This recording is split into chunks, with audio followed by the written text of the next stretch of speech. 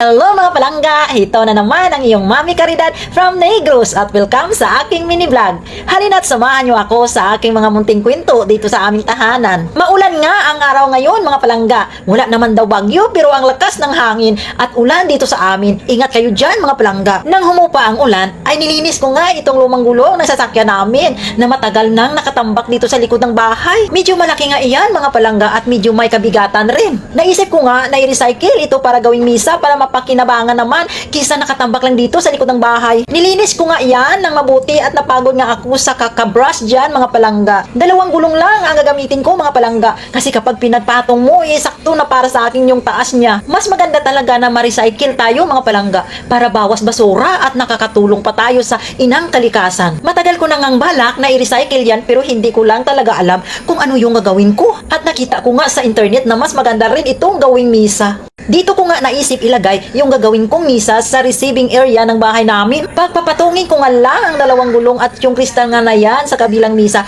ay ililipat ko lang dito sa pinagpatong na gulong. Medyo maliit lang kasi ang receiving area dito mga palangga. At yung stand na ginawa ng asawa ko na pinagpatungan ng kristal at masyadong malaki. Diyan mga palangga ay inalis lang ni Inday ang mga nakasabit na frame at anik-anik. At papalitan nga yan ng kortina para maganda at maaliwalas naman tingnan. Yan nga ang green na may pink flowers ang napili niyang ilagay dyan para maiba naman.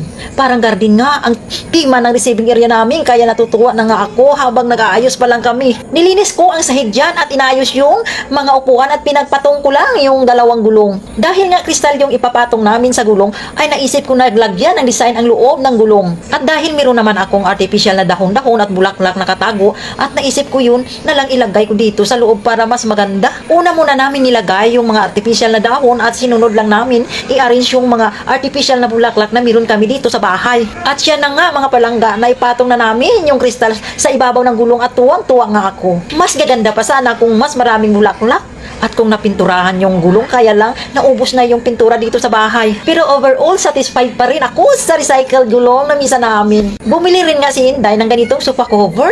Nag-complement naman ang kulay ng sofa cover na nabili niya mga palangga. Maganda ang sofa cover na ito sa mga sofa na gawa sa kahoy o di kaya kawayan. Luma na ngayong upuan na yan mga palangga pero dahil nga sa sofa cover ay naging mas eleganting tingnan yung lumang upuan namin. Sa bayan lang ito nabili ni Inday pero kung gusto niyo umorder online, lagay ko lang ang link sa comment section. At ito na nga mga palangga ang recycled gulong na misa namin at bagong look ng receiving area ng bahay namin.